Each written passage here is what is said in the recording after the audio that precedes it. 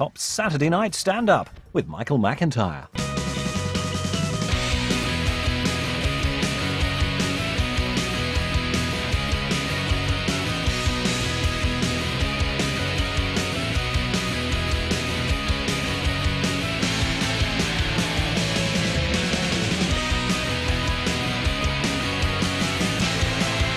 Ladies and gentlemen, please give a big Birmingham welcome to Michael McIntyre.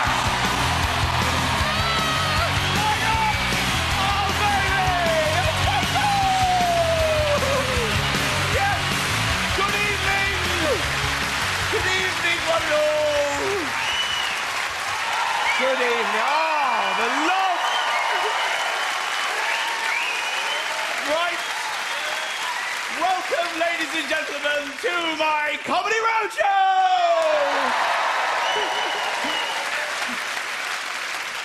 Tonight, I will be welcoming the finest acts that the world has to offer right here in my favourite city of them all. It's Birmingham! Go on, Birmingham! I've been here a couple of days. It's been nice. Hasn't it been lovely? Hasn't it been lovely? Hasn't it been lovely? People are talking how nice. It looks very nice, but it feels very cold. And people have been confused by this. People are starting to eat outside. It's too early to eat outside. People are sitting, it's nice out here, isn't it? It's quite warm when you put your face in it.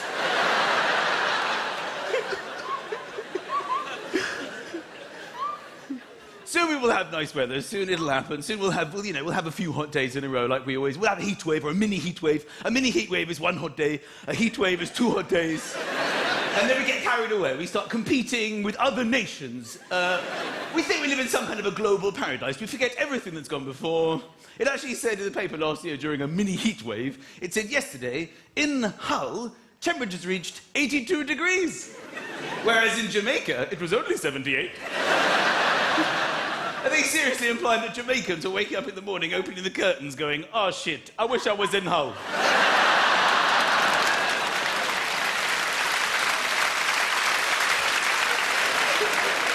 Then we are punished. Every time we have a few hot days, we get punished by big thunderstorms. It's like God has realised his mistake. What did I do? Give them nice weather. Punish them! But we quite like that. We quite like thunder. Thunder and lightning. Lightning's quite exciting. You get lightning, then we all start to count. 1, 2, 3, 4. 5! It's 5 miles! The storm is 5 miles from here, this destination! We feel like we're on a ship in the middle of the ocean. 5 miles! More lightning. 1, 2. It's coming! You actually want it to come towards you. You want to be struck by lightning. How boring is our lives that we get depressed when it's moving away? It's over. We won't be struck by lightning. Of course, discussing weather in Birmingham is dangerous because I know you all live in fear of tornado. I know. I know that tornado could strike at any time in Birmingham. You have had the occasional tornado that happens to strike maybe 1 or 2 houses at a time.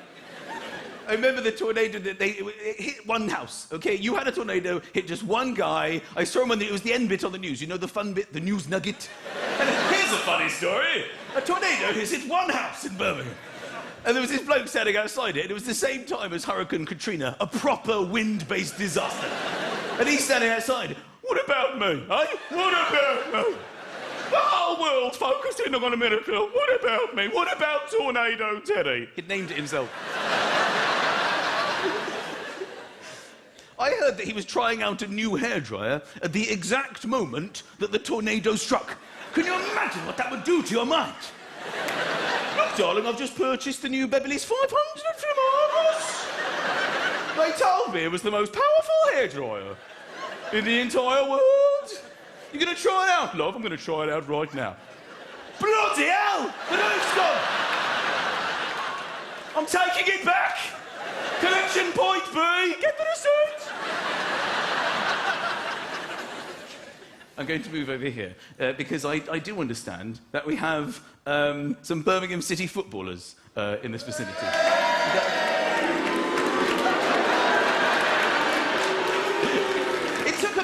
the people who support other clubs to register. They're like, I'm an idiot. They are. Boo! Football really brings the best out of people, doesn't it?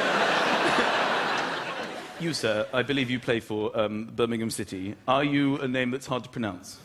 Depends. Ah, are you Frank Kadrew? Yes. It's Frank Kadrew, ladies and gentlemen. Well done, sir. I've read your bio, Frank. You are a dead ball specialist. Apparently, when the ball is alive in any way, you're useless. But once the ball is dead, I'm here to play! Kills the ball! I'm wonderful. The ball is moving! I am not functioning! I cannot do it! Stop it! I am wonderful again!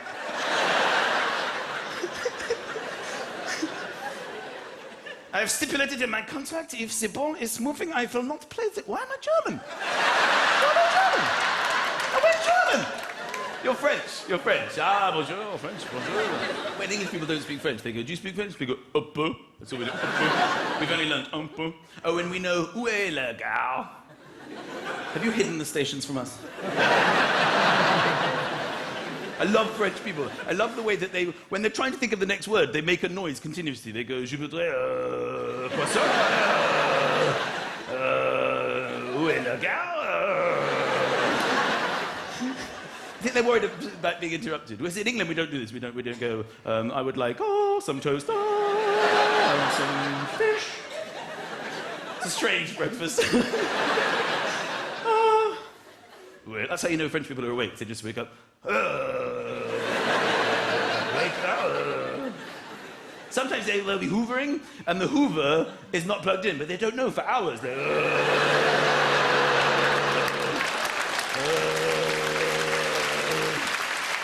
But hang on! This is not picking anything up off the floor, huh? Or blow drying their hair and the fuse is gone. My hair is not getting dry, but they said, when I bought this from eBay from the man from Birmingham, he said this was the most powerful hair dryer.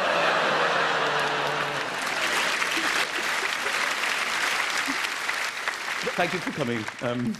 I like it when substitutes in football want to get on. They try to get the manager's attention.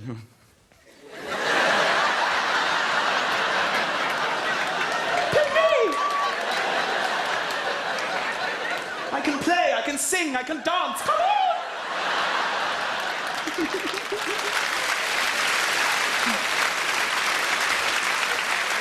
Ladies and gentlemen, are you ready for my first guest of the evening? Please welcome one of the finest comedians working in this country, without a doubt. You're going to absolutely love him. It's my pleasure to introduce him. Mr. Tom Stade, ladies and gentlemen.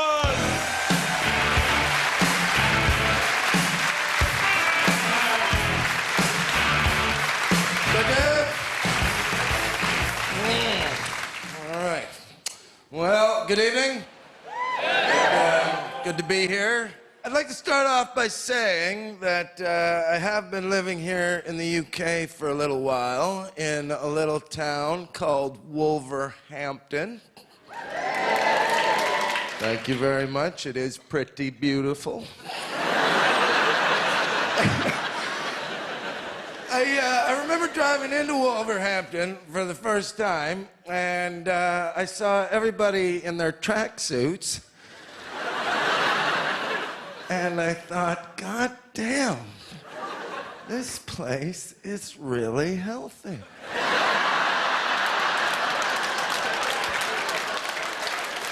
I'm gonna tell you something. Living there has taught me a lot about you English people. You guys won't pay jack squat. You guys won't pay 10 pounds for nothing. Okay? I was in this little place called Bilston, okay? And there was this guy selling meat out of a freaking van. Okay? Don't worry. Now, there's something about a guy selling meat out of a van that attracts you people like flies. You lose your minds, okay? And he had a crowd probably just a little bit bigger than this.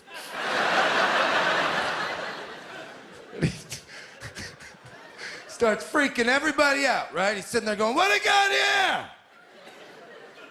He says, I got a rump roast. Normally, $12.95 at Tesco's.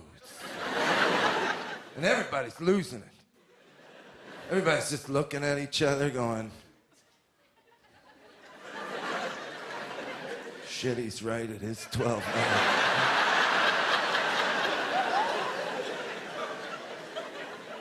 This guy knows his meat price.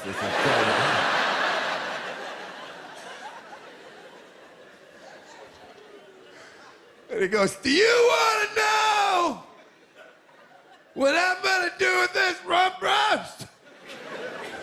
Now I'm losing my mind. I'm like, we got a mystery to solve here, Scoop. What's he going to do with the rump roast? He goes, I'm going to put this rump roast on the scale. I'm like, damn, I never saw that coming, man.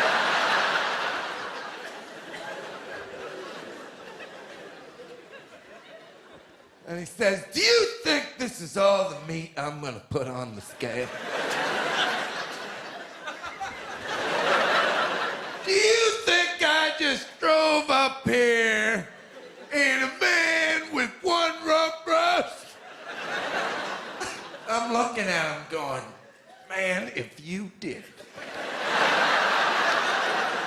You are the most tragic meat van driver I've ever met.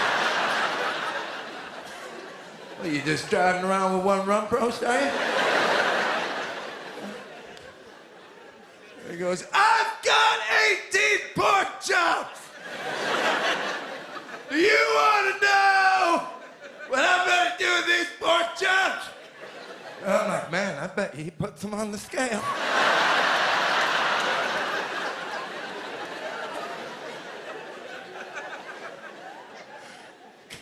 He goes, I'm going to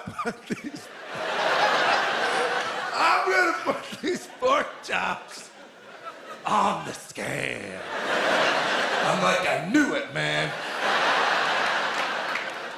You can't fool me twice, meat man guy. And then he said this, and I will never forget this as long as I live. As long as there is breath in this body, I will never forget this. Then he goes, I've got a bag full of faggots.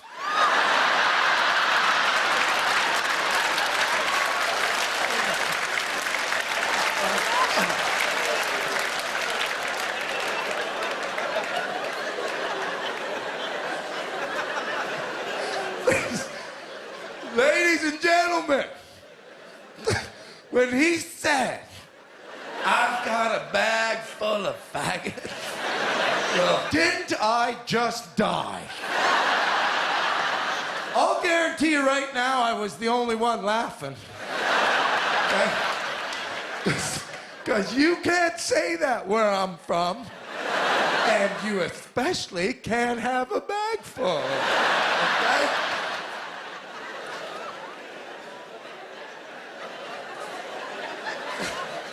If somebody came up to me where I'm from and said, Tom, I got a bag full of faggots, I'd go, you've changed, Gary. I'm good enough.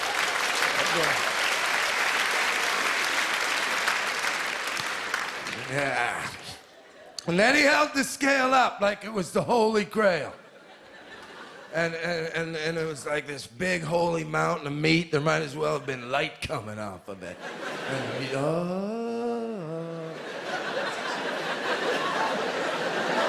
trying to lick it. But when we were looking at that mountain of meat, we were all thinking the same thing. I was watching everybody's faces. We were all just looking at each other going, just say it's a $5.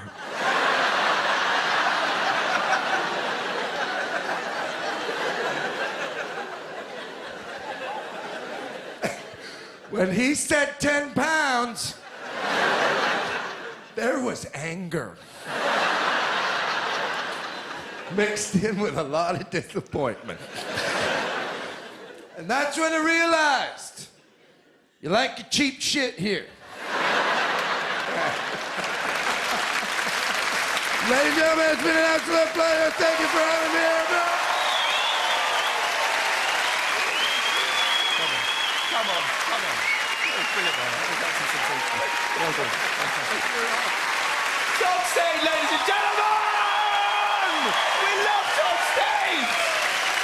Come on, man! That guy was awesome! That man told it like it is, man!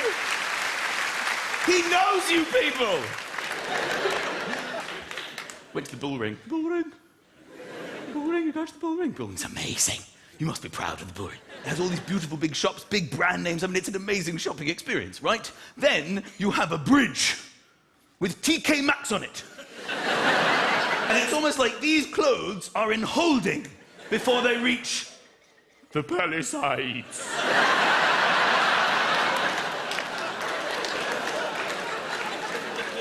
Have you been in the Palisades? It's one of the scariest experiences of my life. I got stopped by a policeman who told me to put a hood on. That's not right.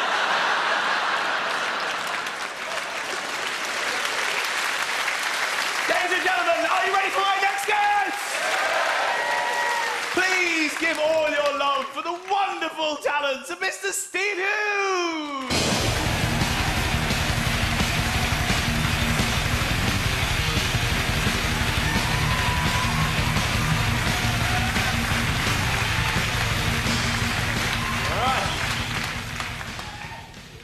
Thank you.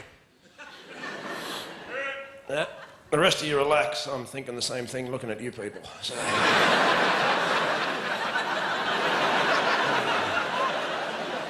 You freaks. And don't worry, there's no need to buy a big issue off me. So you can relax. Which, by the way, I hope you're decent enough people to do buy the big issue, at least, you know, give some money to homeless people. I hope you're not those people that go, no. I only give my money to registered charities. That way, I know where my money's going. No, you don't. You're not morally superior, you're just gullible and conformist. I know exactly where my money's going, to this bloke with 3 socks and no shoes. And now it's going to the off-licence. Well, it's perfectly acceptable as far as I'm concerned. Well, that's their big moral high ground a lot of the time, you know. You don't give these people money. No. They'll just spend it on drinking drugs. Well, what do you think I was going to spend it on? Hypocrites. What kind of weird world do we live in where they go, don't associate with people less fortunate than yourself who have to live in the street, who have no money. Don't help them out by having a conversation or giving them a few coins. Don't do that. Why don't you just send the money to us and we'll make sure they get it.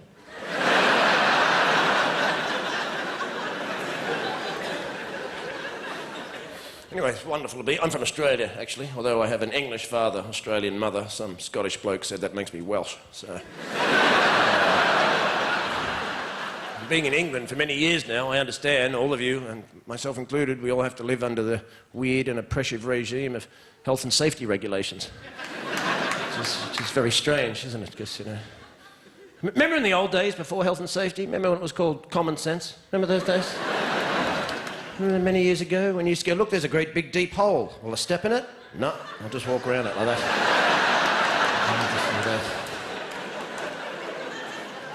Well, how'd you manage to learn to do that? Well, my parents taught me not to be a moron. And I just kind of carried it on from there. See, the Dutch, they'll treat you like an adult. You're in Amsterdam, you're in a city. They sell pot, they sell mushrooms, there's trams, there's buses, there's cabs, there's push bikes with women, with kids strapped to the front of them. There's a road next to a canal. Is there a fence? No. No fence. England, there'd be a big sign, big fence. Don't go in the water. Don't all fall in the water and drown. Don't go in. Amsterdam, is your bike wet? Yeah. Well, you're on the wrong bit, mate. So...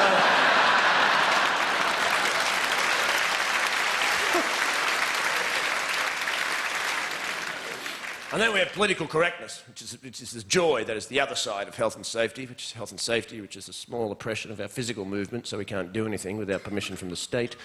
And political correctness is the oppression of our intellectual movement, so no one says anything anymore in case somebody else gets offended. What happens if you say that and someone gets offended? Well, they can be offended. What's wrong with being offended? When did sticks and stones may break my bones stop being relevant? Isn't that what you teach children, for God's sake? That's what you teach toddlers. He called me an idiot. Don't worry about him. He's a dick. Now you have adults going, I was offended, and I have rights. Well, so what? Be offended. Nothing happens. You're an adult. Grow up. Deal with it. I was offended. I don't care. Nothing happens when you're offended. There's nothing. I went to the comedy show, and the comedian said something about the Lord, and I was offended. And when I woke up in the morning, I had leprosy.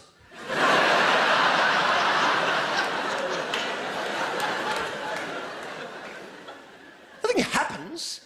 I want to live in democracy, but I never want to be offended again. Well, you're an idiot.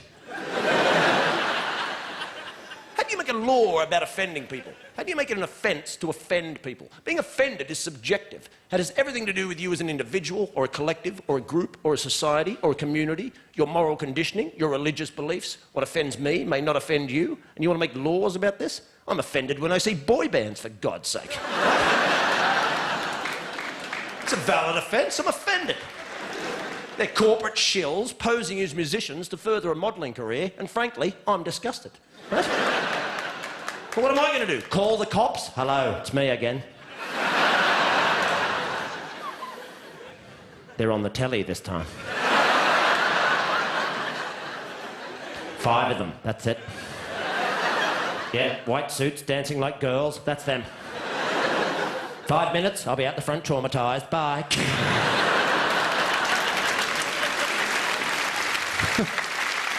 And now we can't smoke anywhere either. No smoking. No. For our health. No, it's not. It's for control. No smoking. Can we still buy cigarettes? Of course. Where can we smoke them? Nowhere. You can smoke them in the woods under a blanket with a torch. Unless it's raining, then health and safety regulations do stipulate that. If you think it's about health, it's not. It's about control. And there's an easy way to understand this, because the Irish were the first to stop smoking in pubs. Now, who saw that coming? Not the Irish. I'd love to have been there the day they told them. What? It's us. We're first. Come on, no. In pubs. But we live in pubs. I tried to give them up. I tried to give up cigarettes. I bought a book on addiction. It said apparently in this book, if you're addicted to something, when you give it up, you replace it with something else. Like a hobby. Huh? So I did a pottery course. Huh? Yeah, first day, everyone made ashtrays. Huh? It was a crap plan, you know, and very embarrassing after sex as well.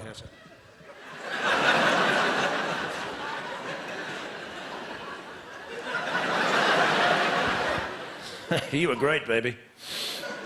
Yeah, I've made you a pot. Thank you very much. Have a brilliant night. Hope you enjoy yourself. Well played, sir. Steve Hughes, ladies and gentlemen! Oh, we love the Hughes! Glorious! So, we have some more excitement here. I don't know, really. You know, they tell you people who are in the audience, I'm not sure these people are who they say they are, but I'm told that members of the cast of The Archers on Radio 4 are here. Is this true? These are the people who claim to be them! Put your hand up if you're in The Archers. Right, OK. You, sir, what's your name? Tom. Hello, Tom. We don't believe you yet. Who do you play in The Archers? Tom Archer. Tom Archer? That's good, that's good. That's good. Because I've got to be honest with you, I don't really know much of the Archers, because every time I flick past, it's ending. It seems to be ending all the time. It's really not on for very long. It's normally going, oi, pass me that wheelbarrow! Do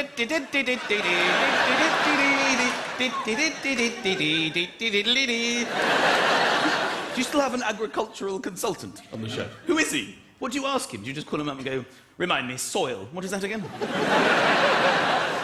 He's written a book about grass. He's written a book about grass.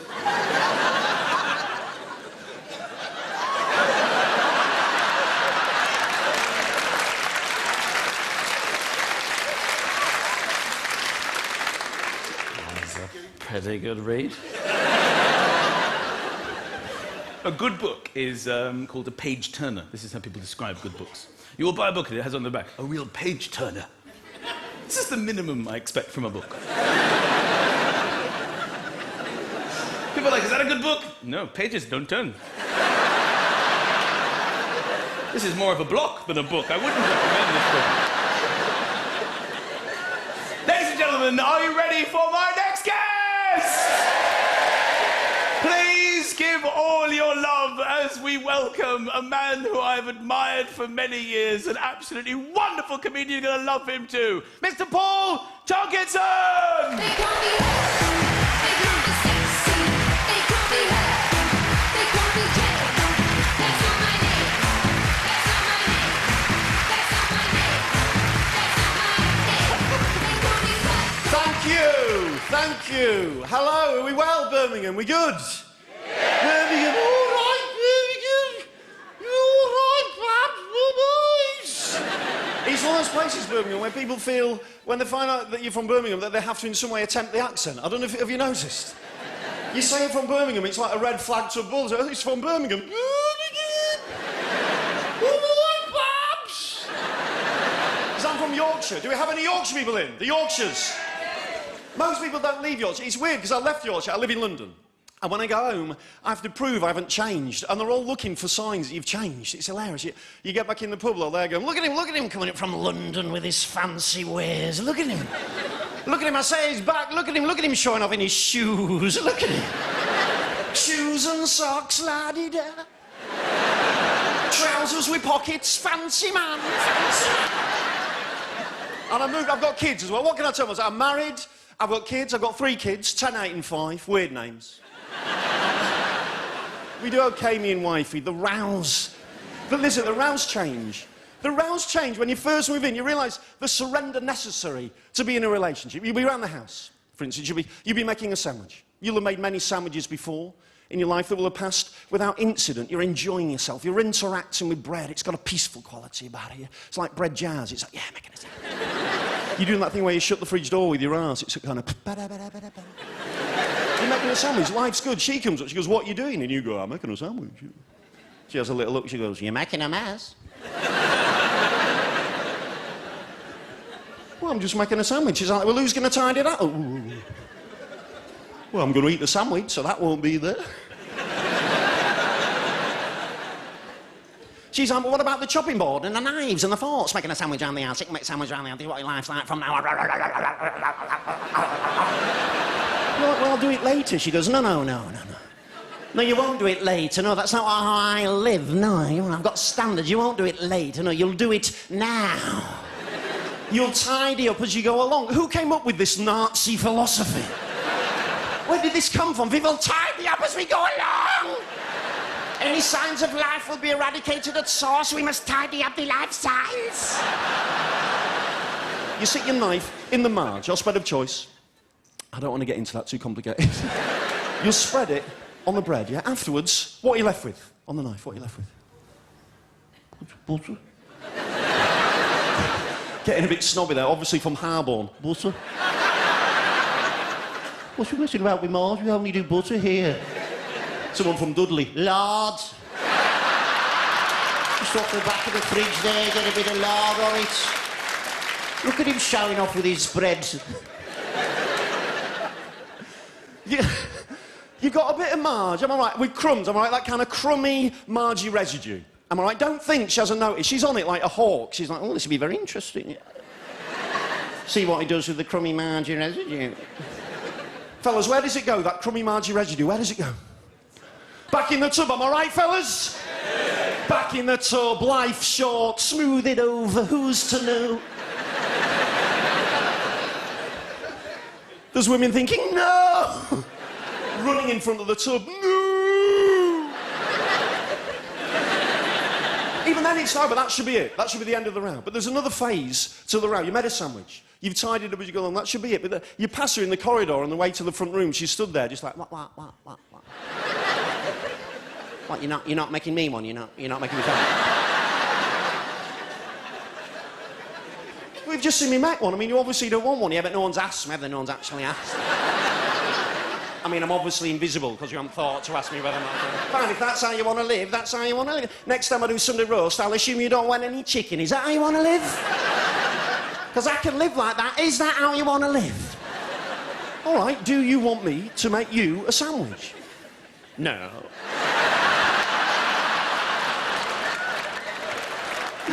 But it's nice to be asked. Even then it's up, you made a sandwich. You've tidied up as you go along, you've established she doesn't want one. You're there, in the front room, about to bite into your sandwich that you've lovingly prepared at length. Just about to bite into that sandwich joy. What happens? She's there going, can I have a bite? She's like, you've just said you don't want a sandwich, you just said. We've been through this. No, I don't want a sandwich, I don't want a sandwich. I just want some of your sandwich. I just want some of you every day. Some couples never row. They're fantastic. Normally a strong woman, isn't it? Normally a strong woman, they're out and about. We never row, do we, Nigel? We never row. We just talk things through at length, don't we? And then reach the conclusion to do things my way. You always see 5 years later in a documentary, some blokes are going, I bludgeoned her to death with a claw hammer. She wanted a bit of my sandwich, I just cracked, you know. The hammer was at hand. And then I chopped her up and I tidied up as I went along, so... Listen, you've been a fantastic audience. You might God bless. Thank you very much. Take care, Birmingham.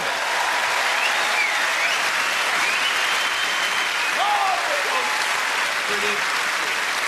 More talking to ladies and gentlemen! Nice. I never really thought about the boxes. How come you got in the boxes? All I know is they told me that the Deputy Lord Mayor was here. I'm assuming it's you.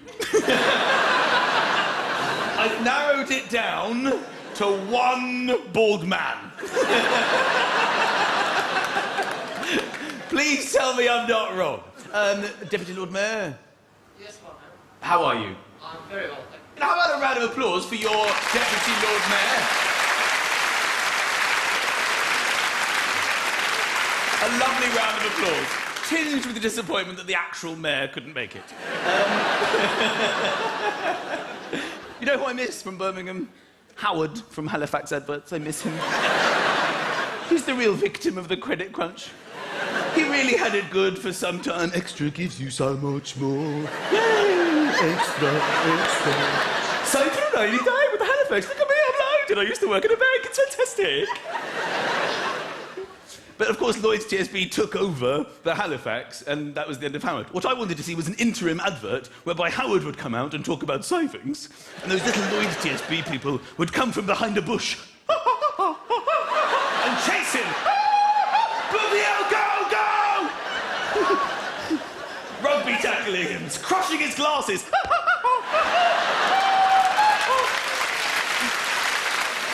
Ladies and gentlemen, are you ready for our final headlining act?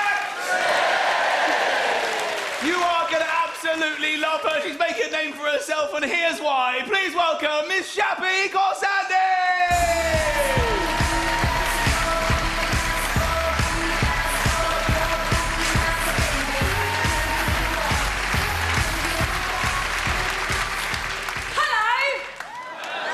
So I'm Shappy, and I am a female Iranian stand-up comedian. The other comics backstage, they call me the box ticker. Because you grow into your name. Whatever name you're given, your personality fits into it. Like, have you ever met a Karen who isn't really outgoing and a bit crazy? Or a Fiona who isn't a complete bitch? Any Fionas in tonight? No, they're all out eating babies. I tell you what, if you ever want to have a real laugh, travel to America with an Iranian passport. If you haven't got one, I'll give you one of mine. I've got loads. I was checking in at Los Angeles airport, and at first they were lovely. They were like, oh my God, I love her accent. Oh my gosh, she's from Iran. Search the bitch. So, geez, you guys are so harsh here at immigration. I'm worried. You see, I'm worried they're going to bomb Iran. I rang up my granny who lives in Iran. I said, Granny, that's her name. They say they're going to bomb you next. How do you feel about that? I didn't just blurt that out, obviously. I prefaced it with other little bits of chit-chat. You know, how are the cousins? They're all dead. Let's move on. And she said, well, darling, depends on when they bomb us. I'm building an extension to my kitchen. If they bomb before, it might help. By the way, this isn't an Iranian accent. This is a genetic foreign accent I do, because I'm trying to get work on Radio 4 drama. I'm such a big fan of the Archers. I'm so overexcited. But I love the Radio 4 dramas, because Radio 4 tries to be very culturally inclusive. And they set their plays in exotic places, and on a Saturday you tune in and the announcer will go, now we go over to our Saturday play, The Milkmaid of Kabul. And wherever the play is set, the signature tune is always like this. Hey, hey, Fatima, fetching the goats. I digress. So, my granny said, depends on when they bomb us. I'm building extension to my kitchen. If they bomb before, it might help. If they bomb afterwards, I kill them. Possibly not the most powerful anti-war argument you've ever heard, but builders in Tehran are pricey, and there are no Polish people. Now, if you're wondering if that joke was politically correct, it's fine. I checked with my cleaner. I met this Indian old lady at a bus stop recently, and she thought I was Indian, you know, because of my face. And she started chatting to me in Hindi, and she was so sweet and friendly. I didn't have the heart to tell her that I don't speak Hindi, so I just pretended that I could and just nodded at everything she said. I don't know what I was agreeing to, but she went off and came back with her son for me. We were engaged for quite some time. And this Greek woman, I went into a bakery, a Greek woman ran it, and she thought I was Greek. She starts talking to me in Greek, and this time I learnt my lesson. I said, I don't speak the language. And she goes, it's not your fault, your mother should have taught you. I found myself thinking, yeah, man, I can't believe my mum never taught me Greek. Lazy cow. But we bonded, me and this lady, and as I left, she gave me a free bun. And she goes, darling, tell me, what is your name? And I was like, damn, think of a Greek name. It's Hercules. Because I am from the Middle East, people always assume that I'm religious. I'll be drinking a glass of wine, guaranteed someone will come up to me and go, what should you be drinking that? It's alcohol, you know. And I'll go, calm down, it's halal wine. The grape was cut in a humane way. See, I didn't have any religion growing up. For ages, I thought that Muslims and Jewish people don't eat pork because pigs are so cute. And I thought that rabbi was the plural for rabbit. It's not. I have a Jewish friend, and she freaked out one day because she had a piece of ham by accident. I did it. I was only 8. And she freaks out going, oh my God, my rabbi's gonna kill me. And I was like, why, have you not cleaned the hutch? So, I went to this quite twee primary school, but I went to a big London comprehensive school for my teenage high school years. It was a sort of school that I couldn't get eye contact with the popular girls, the in crowd, because they'd be like, what are you looking at? What? I'm not being racist, but they were always the white girls. And they said they weren't my friend. They thought I was a posh snob. You're a posh snob, you're a snob. And I try and say to them, look, I'm not a posh snob. I'm no different to you, for goodness sake. I'm an outsider as well. My parents are first-generation immigrants. They can't read or write English. Just like yours. So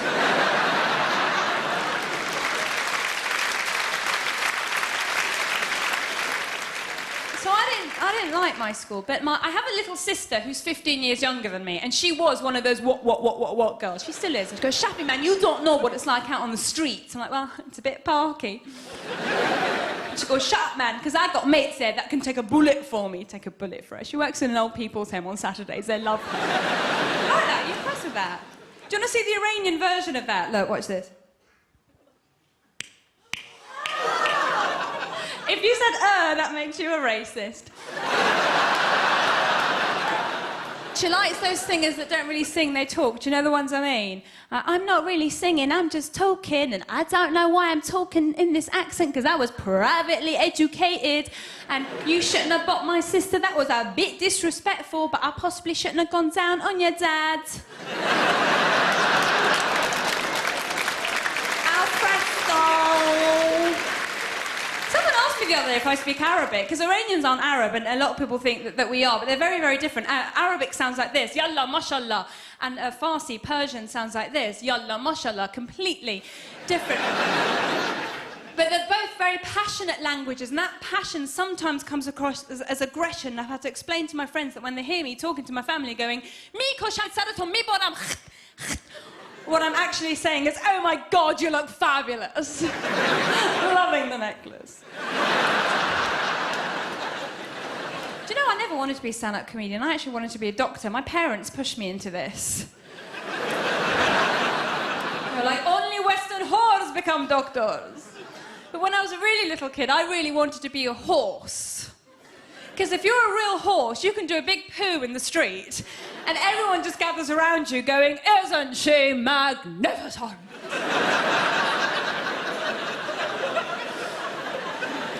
This is very showbiz.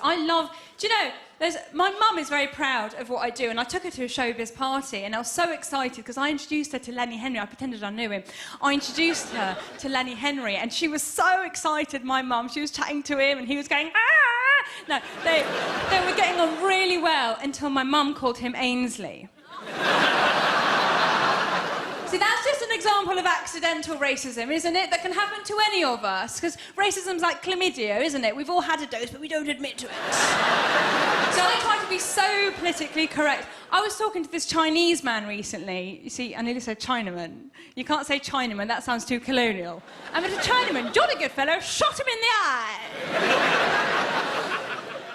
And I said, so what's your name? And he said, Comiton. And I did that very PC thing of I repeated his name and I added a Chinese accent to it to show that I cared very much about the correct pronunciation.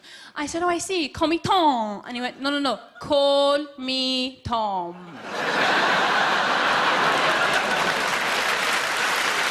After Shafi Kosan, you've been wonderful, thank you.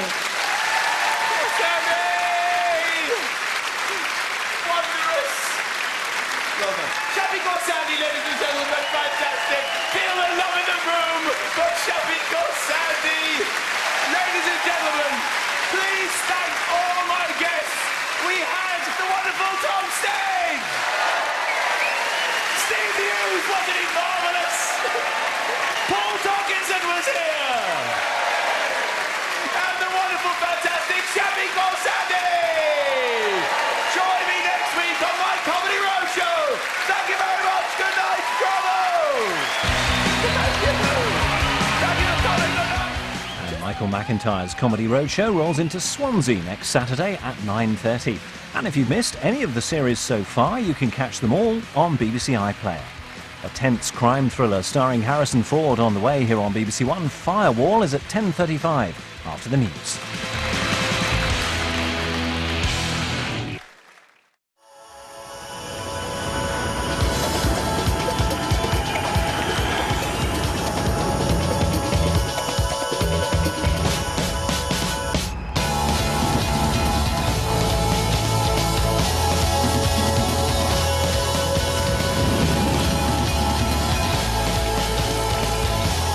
The biggest, the brightest. Glastonbury 09 on the BBC. Starts Friday. For your festival guide, go online.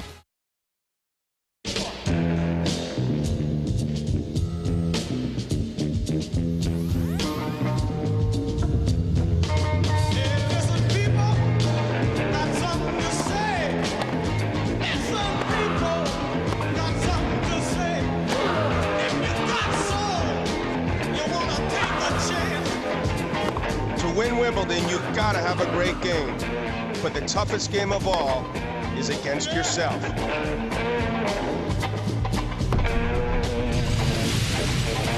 Wimbledon 2009 starts Monday from 12 on BBC 2 and Radio 5 Live.